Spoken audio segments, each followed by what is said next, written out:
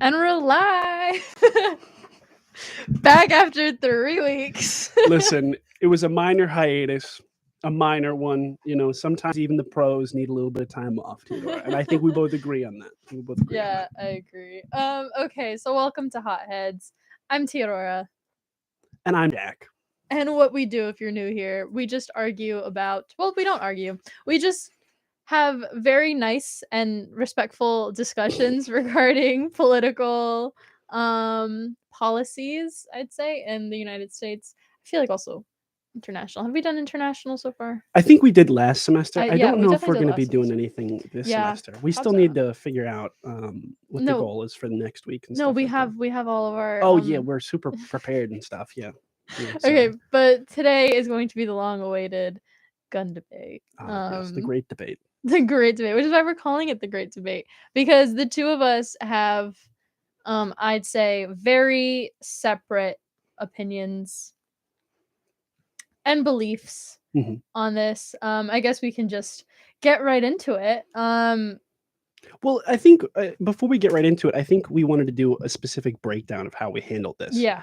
Because you and I had a conversation, I think Tuesday, and then today we also sat through a Yesterday. symposium. Yes, it doesn't feel like it feels like a week ago.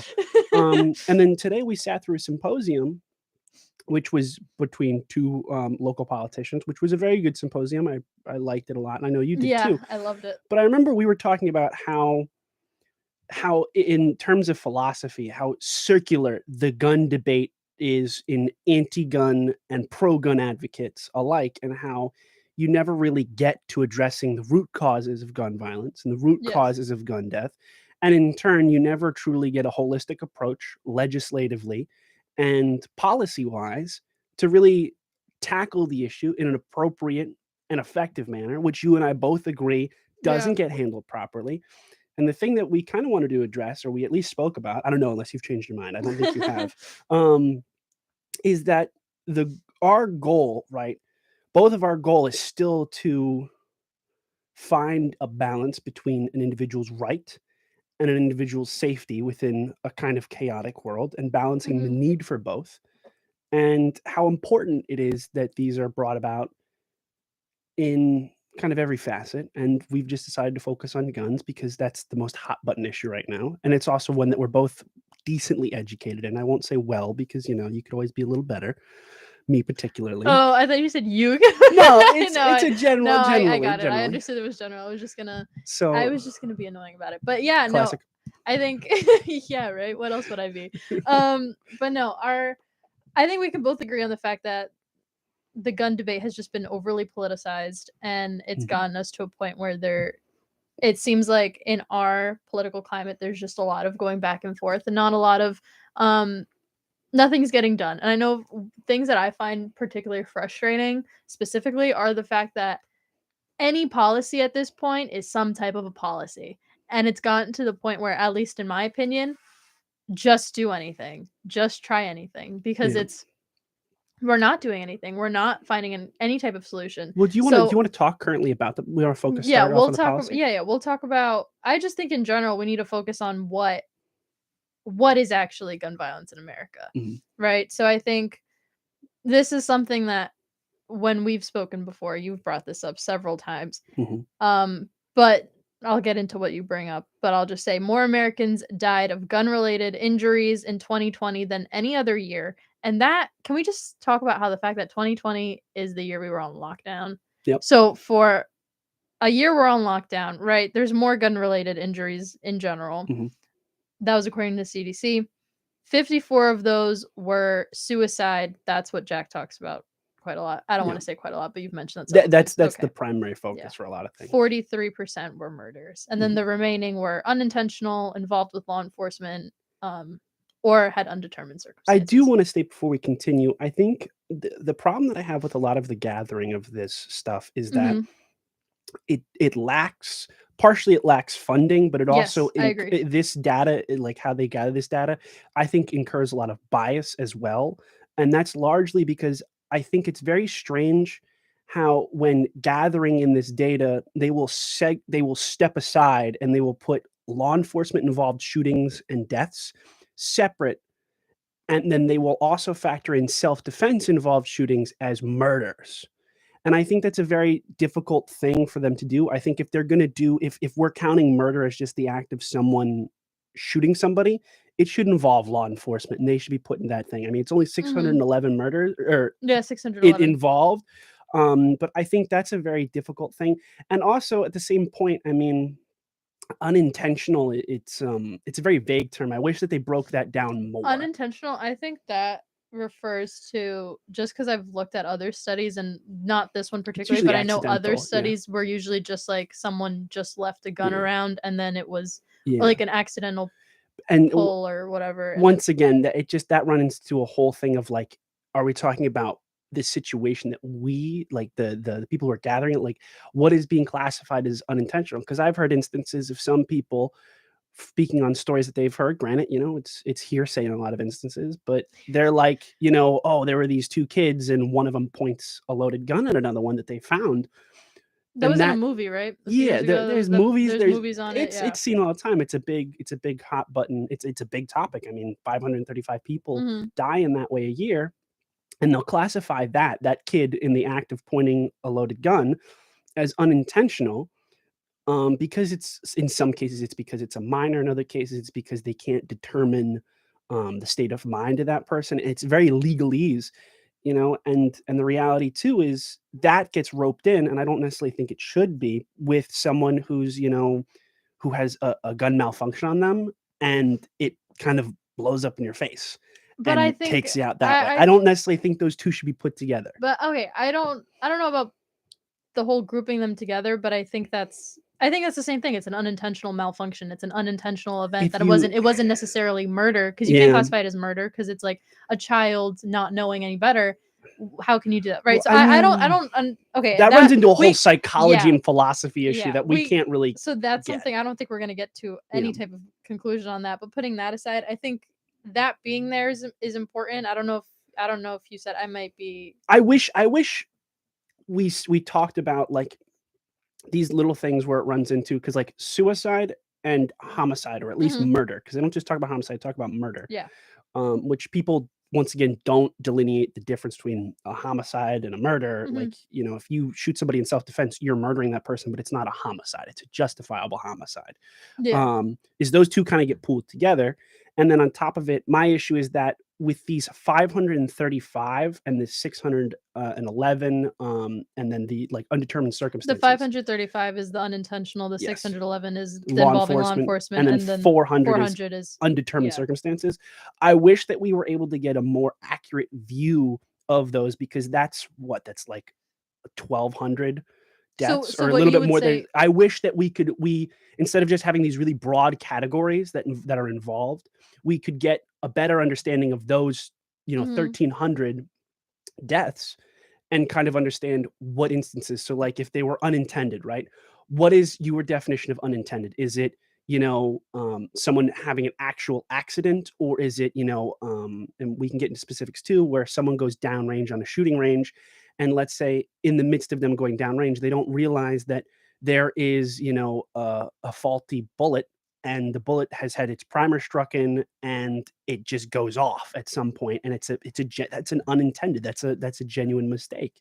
But there was also a degree of someone having neglect. I don't know. I wish that, I know you and I have the same statistics here off of, like, Pew, and I think the CDC too. Yeah. I wish that we got a little bit more in depth just to understand these 1,200. I can agree with that. I think this is the only thing you're gonna hear us agree on, I think. But I think as far as being as open as possible about data, I think is a good thing. Mhm. I do think that the CDC needs to be funded way more in order to do research on this. And I think because the research that we do have, I think it is important, but I think more research needs to be done, especially Mm. because gun violence is a huge problem in this country, and it needs to be researched more. We need to see more studies Yeah. than just how many people were shot. And then even these studies aren't even like going fully, like, again, like you could break down these categories further so they could be better.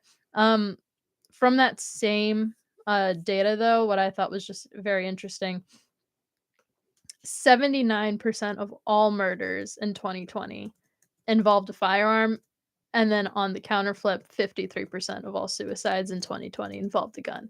So even though there were more suicide involved gun-related injuries in 2020, out of all of them, only 53% were with a gun, versus when you're looking at murders, it was the second most out of the use of firearm, but it was 79% of all U.S. murders involved a firearm. So the firearm is the but I think majority in the both. key thing that we still need to focus on is the total number, right? There's more suicides in the United States than there are murders. There are, no, but I'm just saying. But the point that I was gonna make was 79% of murders involve the firearm. So it's like you're still, you're like what, 21% away from being fully 100%. That's a huge percentage for it to just be. Granted, I will say from this data, it did show the year before that has increased. Yep. So that's not, but the 53% of suicides, that's a very stable percentage over the years. But so the 53% has still also equally gone up, and I think that we also need to hold those numbers into reality of like, there's how many thousands of murders in the US where there's hundreds of thousands of suicides in the US. They're dramatically different numbers. But actually, not dramatically different. It said 70. So there were 24,576 murders in 2020 in the United States. Of that, it was 19,384. So just like to put them, so it's like what, 24,600 and then 19,300. So that's just of the murders. But then of the suicides, it was 40. So I'll round up to 46,000 suicides, and then about 24,000 were involved a gun. So it's not dramatic. It's not a dramatic difference between the two. I wouldn't call it dramatic. I would say it is important to look at both suicide and murders. I'm trying to find the numbers on how many homicides there were in the United States real quick. So I apologize for that. Oh, well. But what I would say, even the thing that grabs media, the thing that grabs people in general more, isn't going to be the murders. It's not going to be the suicides. What it's going to be, it's going to be the mass shootings. And what we've seen, the Gun Violence Archive, I don't know your thoughts on that, but they're an online database. They kind of track all of the mass shootings in the U.S. And mass shootings, the way that they define it as instances with 4 or more people shot, not including the shooter, even if no one was killed. So that is considered mass shootings. It doesn't have to lead to someone's death. But typically, the only thing I don't like about the whole mass shooting sphere is that people don't have a stable definition. Yeah, that's the problem. That's the biggest problem, because you'll hear this definition, I feel like, the most, where it's like 4 or more people shot, but then you'll hear so many different ones where people won't know.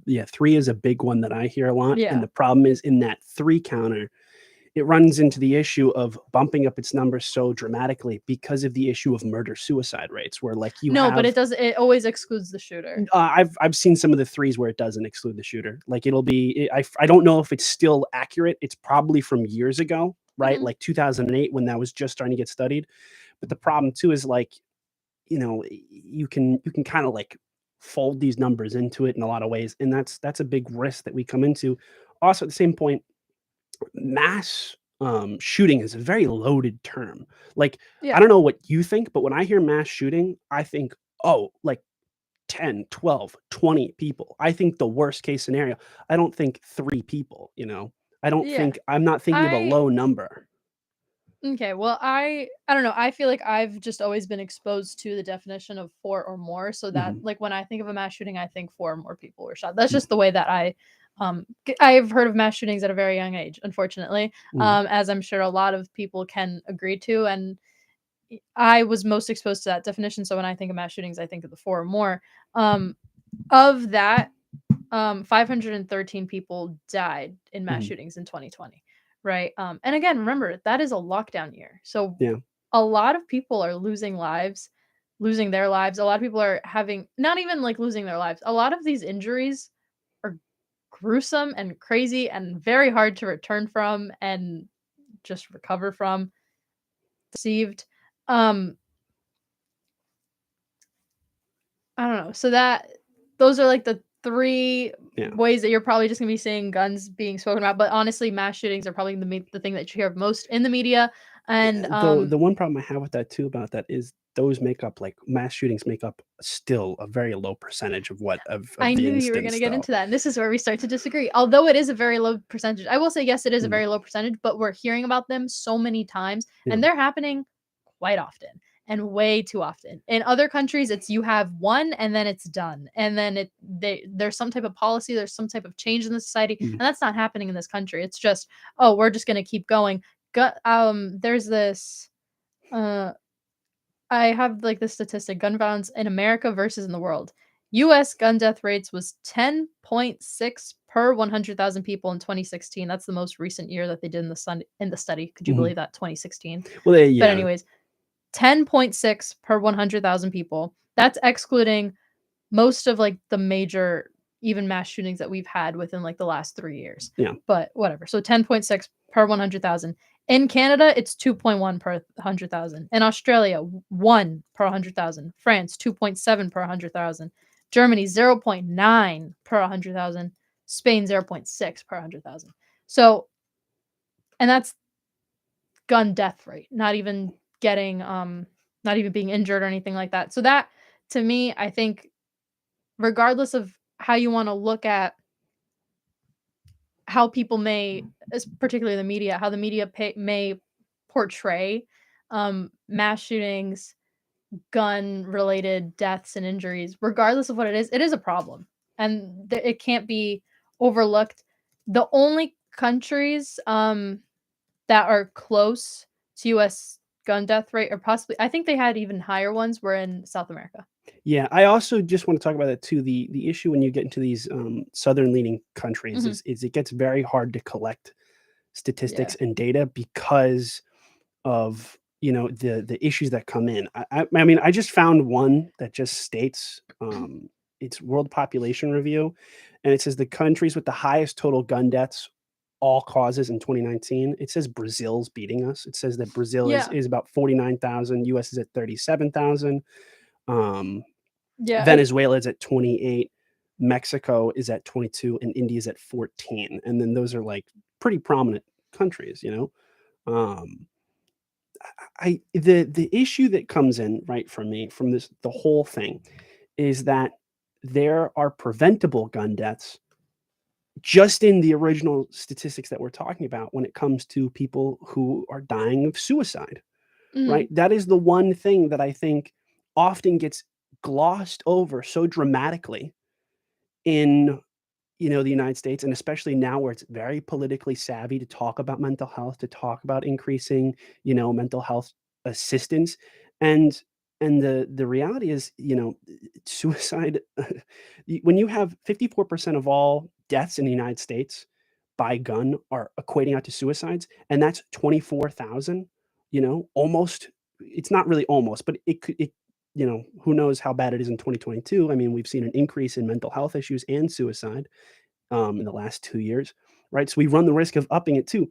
That's 24,000 people that we can more accurately help, and we know how to help than some of these murders, because murder encompasses a whole different number of reasons. And I'm sure if you deal with the suicide issues, you're also more likely to draw down these murder numbers too on top of it, because you're going to have a lot of people. I think they count assisted suicide, like if, or not assisted suicide, they count what like I just said it a minute ago. Murder suicide. Yeah. They're counting those in both those demographics, right? You're sure that they're counting those? I think they get crossed over because they're not going to put someone. So if you have someone who's like shot 2 people and then shoots themselves, the one person, like the 2 people that they killed, that goes down as murder, and they themselves are going down as suicide. So I mean, you run the ability to start dealing with these things that overlap, and on top of it too, you start to lower these numbers. Now, if we really care about people this much, this is the foundation of what we should be focusing on. We should be focusing on preventative care, focusing on better mental health institutions. We should start focusing on how to appropriately handle and try to support people who have mental health issues. And the key thing about it too is when you look at the people who are committing suicide by firearm, they're mostly men. When men tend to go towards suicide, they pick the extreme when they're at their lowest, right? They make up one of the highest demographics. And can I just ask you one question? Yes. So I might use this later, so I just want to use what you just said for later. Men choose the extreme. So they're choosing the extreme as in something more immediate and more like very certain that they might I think they choose the extreme in the situation that they're at their bottom and they want to get out of their bottom as quickly as possible. So in turn, you're essentially saying that by choosing a firearm, then that will. I think it's more or less the option that they have at the closest. I wouldn't necessarily say that it's because it's the most effective 100%. Okay, you know exactly where because I know exactly where you're gonna go. But I knew what you meant, and what you meant was it is the most extreme option to choose. It is the most extreme because it will be the most effective. There's more firearms than people, right? There's more people. Very true. You know, so I mean, to deny that it's not the most accessible to a person is kind of a ridiculous statement. To like, you know, how many bridges are there out there? On top of it too, it's something where that a demographic is they're going to be like, listen, I just want to get this over and done with, and this is how I want to do it. And it's also a kind of independent way, I guess. I don't really know the psychological factors of it, but you know, these people they want out, and if you're gonna do this, if you're gonna have the greatest effect on preventing, if you truly care about preventing gun deaths, you're gonna want to go for the largest demographic that you can most appropriately help, because you have the facilities in place to do so. And that means you're going to want to handle suicide. You're going to want to try to focus on that and try to focus on ways of supporting these people. And part of that runs into the whole issue of mental health. What are the factors of mental health? Well, you know, poverty, environments that people are within, the experiences that they go through. A key thing that I also want to talk about too is 22 veterans a day die of suicide, it's estimated, right? They're one of the highest affected populations. And coincidentally enough, these are all people who have extensive firearms training. They have extensive, you know, mental health issues. Even the process of joining the military, even if you don't go into a combat zone, if you're an infantryman, they teach you how to do things that people and program you in a certain way that is not, it's very different to allocate out of it, right? Like you have that same rigid structure that you have to follow, and you have these principles and ideas that you have to come to terms with being able to do, like kill somebody, right? That changes a person, whether we want to admit it or not, even if it's only the programming itself. I will say I agree with, yes, we should be helping, you know, the demographic. Well, it would be not easier. I don't want to say easier, but it would be a key thing that we could do that could help curb firearm death and injury. But I also think using that argument with like, oh, it might be easier to, I think in both sense, we should be also helping the people that were murdered, right? So it's like, even with the firearm, make it harder for someone to have that. Well, that's where I want to talk to you about that, because so now according to a lot of people, Barack Obama said it's easier for someone to get a firearm than it is to get a library book, or a book from a library. Which is a very interesting statement, because I mean, you know, the city of Chicago has some of the strictest gun control laws. The state of New York also possesses some of the strictest gun control laws.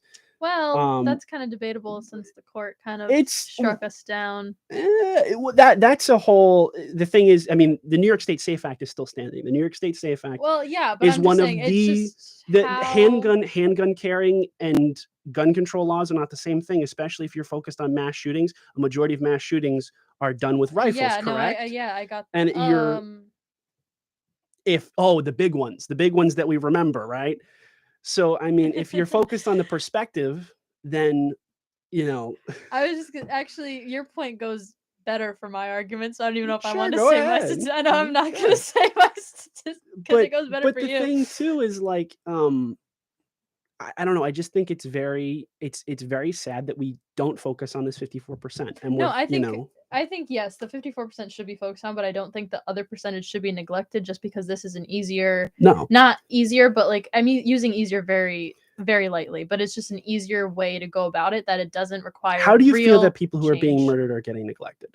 I don't feel like they're getting neglected. I think that in using that argument and saying like, "Oh, we should just go after this percentage because this Not is," solely, but that's a but preventable that's group, is it yeah, not? calling it Yeah. preventable. We can we can't prevent murders by How would you think well, the solely upon policies, restriction?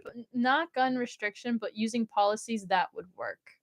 What And policies do you think would work? universal background checks and gun policy laws. What are gun policy laws? That's an overbroad Okay, term. I will get into the one policy law that I'm Mhm, gonna get. I'll first do the universal background checks. These are my mhm, two. I have two, three. Okay, I have three policy solutions that are personally the things that I feel like would benefit. And I just gotta say this: there are a lot of things that I think could be beneficial. mhm. Um, Well, please state your yeah, no, I will. beneficialists. I will. All my beneficials, but the thing is, all my beneficials, I feel like are too extreme. Mhm, Um, because I'm someone that, in general, I don't see the need for um an assault rifle. I don't see the mhm, need in everyday society for military style weapons with accessories and all these other things that make it just mhm, easier to just kill. I personally don't see it, and I will never understand it. So my personal opinion on it is going to be very, very extreme. mhm, However, I'm the type of person, I believe that your personal opinion, your political opinion should not be the same because that's how you make politics emotional. mhm, And that's where you have issues in politics. And that's how you can only speak to issues that matter to you and issues that are that that's how you end up neglecting a mhm, whole other part of society. So in general, I think within any type of policy, mhm. with any in Well, any type of political problem, hold what on, policies do you wanna I'll do? get into it, but Yeah. I'm just saying within any type of policy, you need to find some type of middle ground for anyone. So Mhm, this is my middle ground, and I think this is as mhm, simple as it could be, mhm, and it shouldn't be controversial at all. mhm, The first one, universal background checks, right? Currently, there are only 21 states that require background checks and or permits to purchase fire guns. So, federal law requires background checks for all gun sales licensed by gun dealers. But here's the fun little loophole. It does not require background checks for guns sold by unlicensed sellers like non-dealers who sell guns online or on gun shows. Well, actually, fun fact, you technically cannot sell the that's a very unique loophole because that's the gun show loophole, and it's not entirely correct how it's described because the process of selling a gun online is limited because I don't believe you can ship a firearm because I think that turns into a But what federal have a issue. lot of people, oh, yeah, see, federal Yeah, breaking federal crimes, but when it's do a people care federal. about breaking federal crimes if they're thinking about Well, then if no one's worried about breaking federal crimes, what purpose are these laws no, but gonna I'm saying no, serve no, no, no, if it people was are it was going around sarcasm. breaking My thing was my laws point was willy-nilly? if no, no, no, no, my point was supposed to be sarcastic. You took it too seriously. It was people that have are putting on people that are purchasing particularly a Mm, lot of these firearms with the intent to kill somebody. mm, They're already I don't think they care much about the law if they're mhm, purchasing firearms for that intention. mhm, But that was the first. The second point, there's a lot of people that have been purchasing firearms and then going through state borders because in certain states it's easier to obtain guns and then I going into others believe and there is doing a that. restriction in most states that they will not sell firearms to out-of-state persons. I think even the state of Alabama has that, and I know I've witnessed that myself from traveling around, that you cannot purchase a gun, you have to ship it into your state. I know that it And you happens. have to do that through an FFL. Now, if you're talking about person to person sales, right, where Hmm. it's one Yeah. person selling to another person, right, that's where your point is. This is not FFLs. For those of people who Yeah. don't know, an FFL is a federal firearms licensed dealer. Hmm. They have the ability to sell firearms. And the thing about firearms Hmm. is you have to have this federal license in order to ship guns across the United States. You have to do it in a certain manner and you have to offer that. So I do want to state that on the record as well for people who might not know. Thank you so much. Yeah. Uh, I figured it'd be a good thing to know. yeah. It does happen. You see it time and time again when there is press What do you conferences mean what does when there's happen? Like the individuals selling a firearm to somebody else? individuals getting firearms within other states because it's easier. Now, whether that's from which instances are we talking about here, though? That in several I probably don't know off the top of my head, but there are several I will probably then You find can out, I'll give you one. The Las Vegas shooting, I'll give you one right there. I think, but he didn't buy those guns in another state and live in Las Vegas. I think he lived in another state and went to Las Vegas with those guns. Yeah. Which incurs a whole different thing. Yeah. But again, there like that type of stuff happens. Hold on. I'll get to my second which is kind of going towards the laws. Making extreme risk protection orders universal. It's only available in 19 states currently.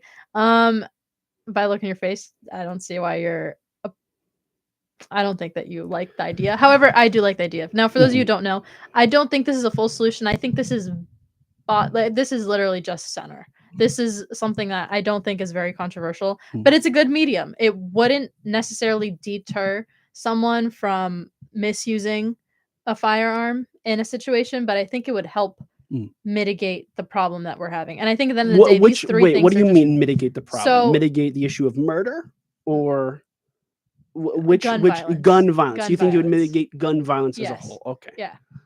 Okay. So for those of you who do not know, extreme risk protection orders are time limited. They give police the authority to remove guns from an individual at a certain time.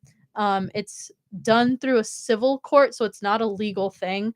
So does that mean that does that mean, based on this structure, that a person is not guaranteed their full constitutional rights because it's a civil court and because they don't have the same legal precedent? That's not what that means. It's actually done. It's done through a civil court and not civil courts have a different. Yeah, it's done through a civil court to make it easier for people to say, hey, you should look into this person. And this was actually done in Indiana with the shooter for the Highland Park July 4th thing. Yeah. He had several extreme risk protection orders against him, and he had firearms taken away from him previously. This 2-week hearing, is it open to the person who owns the firearms? Yes. So that person is invited to do a 2-week hearing? Yes. And the date cannot be changed or extended beyond those 2 weeks? No, it can start as early as in 2 weeks. As early as in, do they have any say as when the hearing is? Sure they probably do. Okay. I'm sure they probably do. And in that sense, arms can be taken away from a person, but only up to a year. So in this instances, what's the degree needed to take the arms from someone? Does it state that, like, what type of evidence they need? Or is this just a judge's order? When it comes to this, it is a judge's order, but it's very difficult. It's very difficult. How is it very difficult? They look at the person as a whole, and so it's done through a civil court. So it's usually someone's family that's coming in and that's like saying, this is what's going on. Most of the time this has proven time and time to have helped people. It has stopped suicides. It has stopped mass shootings. How many mass shootings and suicides has it stopped? Within the 19 states that it was in. This was only enacted in 2 states before 2013. That was before the Sandy Hook shooting. It was only in 2 states before that. And then Connecticut and Indiana. But what's the number on the things that it stopped for suicides? I'm not sure. You could probably look into it online. I definitely know the statistics are there. I just didn't write down the statistics. But it has stopped. It has proven to stop. Even this summer, when the Indiana State Police were talking about it this summer. Seattle, Washington also has this. Yeah. So Highland Park Police Department and Indiana State Police Department have spoken about it this past summer after and they said that it was an effective policy. The only problem with it is it didn't stop the Highland Park mass shooting. So it's not super effective in anything that it does, but it's still a step in the right direction in having more laws against it. Okay. So your point is the need for universal background checks? My point is for the need for universal background checks. And red flag laws. My point is for extreme risk protection orders. Red flag laws. Okay. Right. Extreme risk protection orders. They go by 2 different names. New York State has a red flag law. It doesn't. It's just a subjective name. I'm not doing that out of some political conception. And today, 19 states have enacted it. Again, it's not going to do it. This is just very down the center. And then my third point is, I think it's not too hard to ask people to consistently insist mandatory trainings and consistent check-ins. Where do you think are viable check-ins? What do you mean check-ins by check-ins? What do you mean by check-ins? No. I'm serious. What do you mean by check-ins? I think check-ins is in like how if you think someone is still fit to own one. And who conducts that check-in? I knew you were going to ask that question. I would say a doctor. A doctor. A doctor. A doctor. So not a would say legal doctor. representative, I not would someone say a who has doctor. it's someone with, you know, training Yeah, in what I'd say field? Like, is it like a cardiologist? Like, what type of doctor are we talking about here? I would say probably mental health specialists. So you think a mental health specialist Mhm. should come in, and the mental health specialist, what type of guidelines do you think they should have, or do you think they should just operate within their own independent opinion as a medical I professional? think they should work together in creating some type of They guidelines should for work it. together. Not Okay. not I'm saying like if this were to get passed, I think Mhm. this is something that could be debated further on what And type now, of credentials they now, would need how for it. many? And I How think it would often? definitely help with the what we were talking about earlier with the suicide rates. I think How this is something that could often definitely help. would that doctor have to check in I with think there somebody? should probably be mandatory training every 10 years, and I Every think 10 years? check-ins should be every 5. Every 5. Okay. And now you also said before that, what was the other part of this before the check-in? I completely forgot. I said mandatory Training. trainings. Now, when do you think the mandatory training should start? I think when you're trying to go after your first firearm, I think that should be then, and then I think you should have one every So if 10 years. as someone who has hunted in the state of New York and got his hunter certificate at 16, do you think I should get training at 16?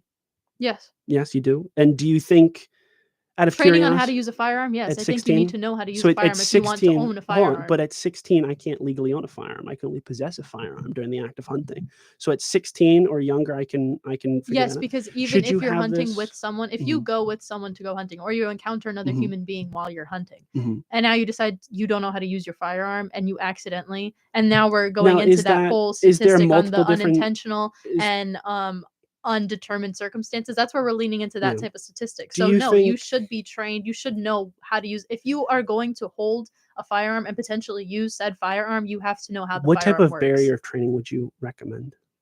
Like, how in depth should it go? I think it depends on how much you want to do with said firearm. Oh, so there's a degree. So for I think each, it there's should a be a training for degree. each degree. Yeah, So because I think there's I also want to go different target firearms. shooting. So if there's different firearms. If Well, you're just what type of firearms do you want to classify? Like, how do you want to classify every these single firearms? firearm, but I think in general, I think Do you the have a broad firearm with the type of classification? I think in general with Mhm. no regardless of what firearm you have, Mhm. it should be you should have some type of training. Mhm. Now, if you're just going for like the smallest type, I'm thinking what a handgun is like the smallest, easiest is just what the To say a handgun is easiest is no, subjective. I'm just okay. No, I'm just asking. A rifle Is is there? easier Never mind. to shoot. Yeah, the one with like the least amount of bullets, least the Once again, hardest that's to. that's a very subjective. Like the span. I'm being very honest here when I say this. The span of firearms and how many bullets it holds is very subjective. What your best bet of what you're asking for would be based on a caliber recommendation, have degrees of calibers that you would have, right? And honestly, to do it like that would still be ineffective. What your best bet for what you're offering is going to be saying we should have people. You have to get a handgun training, you have to get a rifle and shotgun training, and then I'm guessing you're probably going to say if you have a semi-automatic firearm, you should get a separate training for that. 100%, yes. Right? So those are the 3 categories which you should offer, Mhm. right? Is that what you agree with that's that? that's the whole point. Yeah. Okay. I just didn't know that Yeah. those were the 3 categories. Don't But worry. yeah, that No, was the thing. it's a simplified 3. Yeah. It cuts down on the BS and stuff, yeah. Yeah, so that's a simplified 3.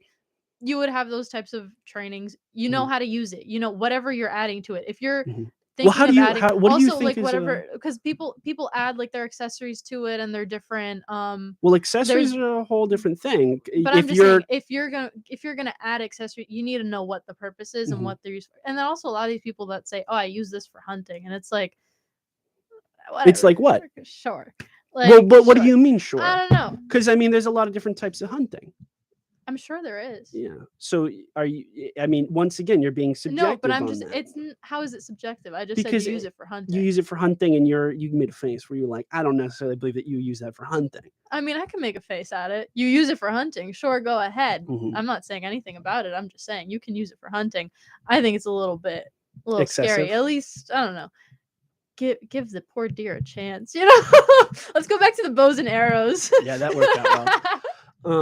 All right, and then yeah, anything else? Those were my 3. Those were my 3. I feel like they're very down the center. I feel like they're not you think they're more down the center I than think just they are so down the center. I Mhm. think it's very if there's going to be any type of argument against them, I think it's just very Yeah, so I actually want to develop an argument against them and very I'm briefly. sure you will. So I want to start on the national criminal background check thing. Mhm. Currently, the United States does have the NICS system, which is the National Instant Criminal Records, whatever it is.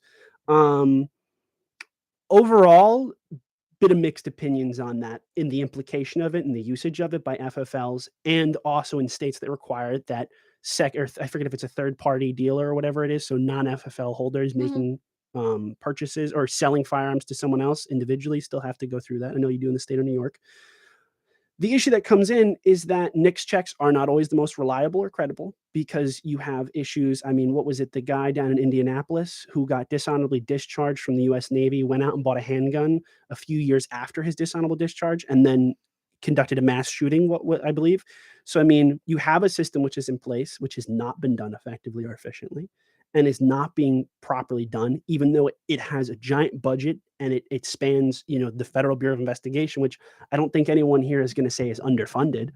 On top of that, too, the issue of red flag laws. I mean, and I can go into this as well. You have a number of people who have died from red flag laws unjustly, and my issue with red flag laws remains the same. That and this In what is sense died from red flag laws? they were having their house raided by the police and they were shot. And I believe you know who one of these people is. It's Breonna Taylor. I don't know if you remember the Breonna Taylor case. There was also another man in Maryland who had a red flag law, or what'd you call it? The Protective Act? The extreme order protection. Yeah. Order protection. Also got shot. Duncan Lemp. That involves a whole different case of whether he legally owned the firearms because he had moved into the state of Maryland. But from that case, which has never gotten much public attention, it looked like he was shot through his window. So the police didn't even enter his house to execute the red flag law warrant.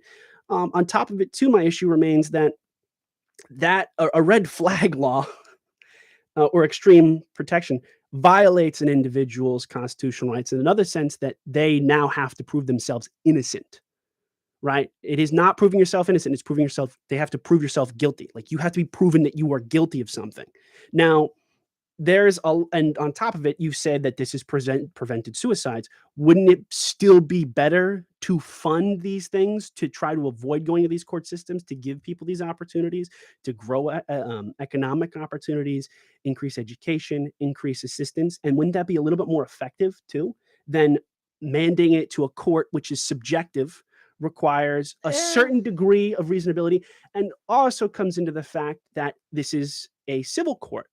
And in civil courts, there's a different hierarchy and need that needs to be met. Yes, but in civil court, bringing on abuse, that is where it's easier to tackle through a civil court. That was Aiden. It was easier to tackle through a civil court than it would be to go into the criminal one. So that's why. But why aren't they guaranteed? Why are we are still violating something, right? We are violating a fundamental right that someone has, not even a Second Amendment right. Right? Their right to be innocent until proven guilty. And on top of it, too, okay, you know what? But the thing is, they are innocent. They are innocent. No, they're not. Then why are they having their item taken from them? Why are they having their lawful property threatened to be taken from them? It does not. I believe in Seattle. It does not always get taken away. It only gets taken away if you are seen. I believe in certain and it's only states, taken away for up to a year. And it's only if Indiana. In Indiana, it only does that. In some states, I do believe they take it until you've had your hearing. Now, does that sound fair? Until you have, if the hearing can start within 2 weeks, go have your hearing. Why are you not trying to have your hearing? Because you know that there's some type of issue. On top of it, too, I want to bring up this issue of a hearing and the process of going through a court issue, right?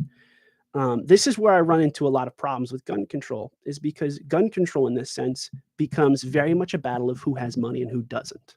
And that's where I think is very, very wrong. You want to talk about money? Let's talk about the fact that... Well, no. This is a very good point, because you are taking people who might be, they work during the day and now they have to take off a day to go to court. And on top of it, too, they might not have the ability to fight legal expenses so they can maintain a right. I mean, that doesn't sound right to me. Furthermore, on the money, annually, $229 billion. That is the cost to the economy that gun violence in America is causing. How is that? So explain to me in which facets is it costing the American economy $225 billion? People are dying. How? People are getting hurt. That's what's going to happen. So and how much money does the sale of firearms emit as well? I'm not sure. How much money? Oh, okay. Do So you have now it? it's Do you have the no, I don't statistic? have it. Of Well, course I that's what I'm don't, saying. because The statistic is it's a ridiculous notion to I say don't think that it's I think ridiculous. it's a dramatic, and I think it removes a person's individual right that is incredibly wrong. And it says if you want to own a gun, you better be rich and be able to defend your right to own a gun in court. And No, that doesn't no sit one right said no with one me. said no one said you had to be rich. Actually the It Second says you got to Amendment have just money, says, and that doesn't mean anything good. so then what's one way that we can help that? What are policies that you would put forward that would decrease Having the gun violence? government work on trying to increase, job opportunities, education, and mental health, meaning offering funding in those areas, creating proper platforms which can support businesses, mostly small businesses, which are the number one employer in the United States, and then also building out an effective strategy to help educate people and get them jobs and satisfaction in those jobs, meaning creating a people who are working however many hours and happy to be working and go home and be happy in some essence, having some amount of control, the ability for direction. And how do we do that? Well, you got to do that by actually thinking about these things and funding some stuff. Okay, but what are some stuff that we can do to do that? Well, first of all, we're going to have to saying, hey, let's just have people be happier. That's not going to work. Yeah, but we have to fund public education better. Okay. We have to institute better funding for mental health. So let's fund public education, and let's have our kids get shot up in schools because someone just has access to a rifle. What happened to not being emotional in this whole thing? I'm not being emotional. But so now you're saying that I'm just no saying matter what, kids are going to get shot. Well, there was a mass shooting in a high school just last week. Which high school? Where? In the jeez. We have these all the time. St. Louis, I'm pretty sure. Oh, the St. Louis one. The St. Louis one. It's very sad. Yeah, it is very sad, but it continues to happen. It happens all the time. So especially when the police stand around and don't do anything. Like they did especially when they stand around and don't do anything. So leads me to another question. To that point, now we're funding. So everybody. You're saying that by funding schools, we're just funding a shooting gallery? No, that's not what I'm saying. That's not what I'm saying. I do think schools need to be funded more, 100%. And you don't think you think it's less effective? So what would you say? What would you say to increase school security? You think that just by taking guns out of people's hands, it becomes safer? I never said taking guns out of people's hands. I said taking guns out of people's hands who shouldn't have them. That's what I'm saying. But that's the problem, is there's so much subjectiveness to this. There is no firm line where we could say sure, but I who think does that or any doesn't. type of I've said this at the beginning and I'll say this again at the end. Any type of policy right now is needed. Because clearly there hasn't been. What if it's not effective policy? So then we'll see that it's not effective, and then we'll keep going. I'm not even sure if even the 3 that I said are going to be effective at all. Guess why? Because we haven't even tried them ever. And how long have we been talking about quote unquote red flag laws and then universal background checks? Those 2 have been spoken about for years. And how many times they've been implemented? If you want to talk about effectiveness, right? Who is going to institute and follow these policies through? Who is going to make sure that when people try to make legal arguments, right, on a red flag law or on a national instant criminal background case, right? Even those 2 alone, right? Who's going to enforce these laws? Let me ask you this question: who's going to enforce any law? Who's going to enforce that you're going to stop? Who's going to enforce these laws? Who's going to enforce you stopping at a red light? What's going to stop you from stopping at a red light or not stopping at a red light? You're missing the point. There's someone to enforce it. Who's going to enforce it, Teodora? Who's going to enforce anything? It's going to be the state police. It's going to be local police, and it's going to be the ATF, right? We have these specialized groups, right, to enforce these. And what have they consistently done? They have engaged in acts of violence towards people, right? Mostly minorities and poor people. They have 100%. Yeah, that is true. Right. So now when we put these things, where are the communities that have guns?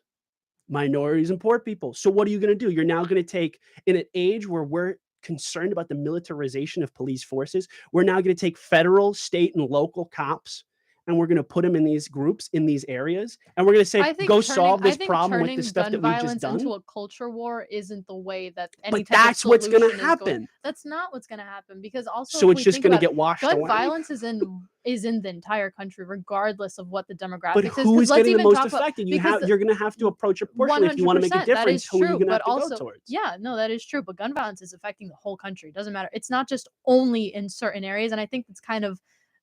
I don't know. I think that's just kind of an overgeneralization. Okay, then. Oh my God. Generalization to say that it's just within certain communities, because it's everywhere. Newtown, Connecticut. Let's talk about that. Parkland, Florida. Let's talk about that. Highland Park, Indiana. Let's talk about that. Those are, So if it's everywhere, it is everywhere. So you're going to put highly trained armed cops. I did not say we're putting highly trained Well, armed how are you cops. going to enforce these I'm laws, saying Teodora? you're going to have universal background checks, and you're going to have the people that can enforce that. You are going to have the people that are selling the guns. They're going to have to know what the laws are, and they're going to have to respect the laws. And are you saying that they don't already? You're saying FFLs currently do not respect and understand the law. I'm going to repeat what I said. While the federal law requires background checks for all gun sales by licensed gun dealers, it does not require background checks for guns sold by unlicensed sellers, like non-dealers who sell guns online or at gun shows. Okay. So I'm saying that needs to happen. Quick question for you then. Any other policies that you think for you. How do you want to deal with 3D printed ghost guns?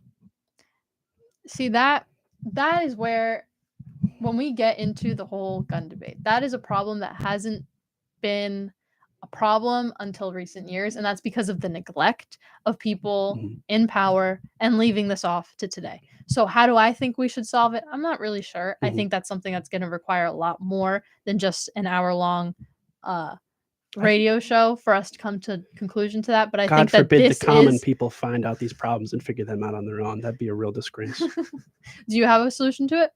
No, because I think that the approach is pretty simple. Once again, you have to look at a holistic approach to improving society and bettering the people within it, which means you create supportive environments where there's actual community. How do you do that? So there was no community in Newtown. There was no community in Parkland. I'm saying the person that committed those atrocities lacked support in one area or another, and once again, they lacked the follow through to help those people. Now you they think lacked the funding. So the problem with what you're saying, this is what I'm getting from that. The problem is that person lacked something, so it's just inevitable. The people around them lacked the ability to support that person. So if we're arguing that it's inevitable, then it's a generalization overall. But that's what I'm asking. So it's the people's fault for not for that person doing that. There are certainly officials who failed. There are certainly officials that failed, for example, with the Uvalde. But I think it's big number right there. Huge.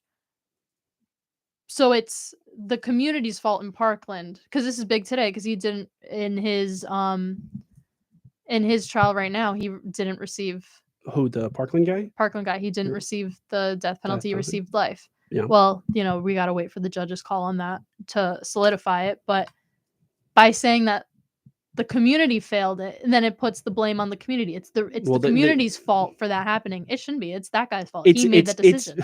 But the thing is, he made that decision. So it is his fault that those people are dead. He has made that independent decision on his own. Yeah. But he, at some point, like a majority of people, because this is a big statement about criminals in America, someone at some point has failed him because they have failed to recognize the signs and offer the support needed. It's a very difficult thing to do, and it's a very difficult statement to make.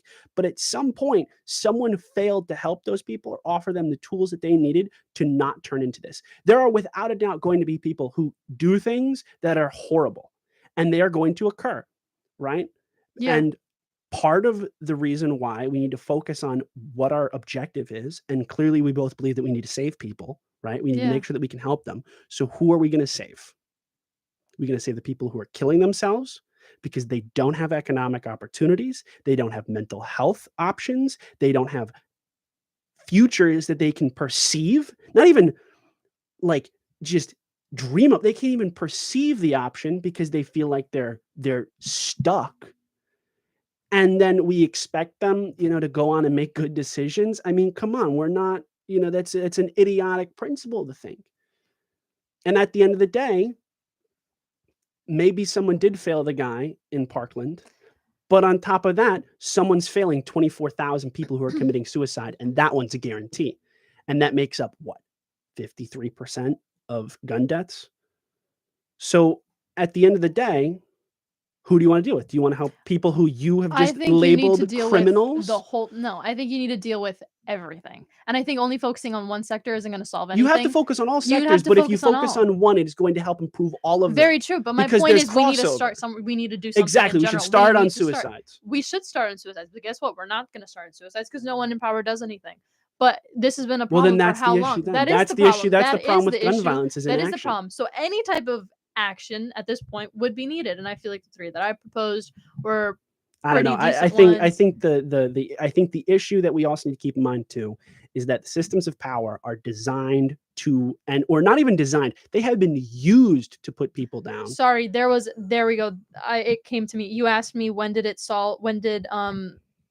the extreme risk protection orders, when it stop mass shootings from happening. There was supposed to be a planned mass shooting in Virginia Beach, and it was stopped because of. Was that Virginia's law, or was that Indiana's law? No, it wasn't Indiana's law. It was Virginia's law. It was not Virginia.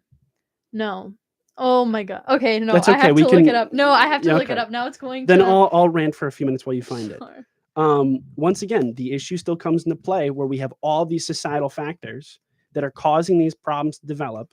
And now the only option that we have in enforcing your proposed changes is going to be to worsen some of these societal factors and create more instability within society. It was in Richmond, Virginia. Richmond, Virginia. When was this? This was supposed to be this summer, but then it was. Well, I mean, it's technically still summer if you go outside.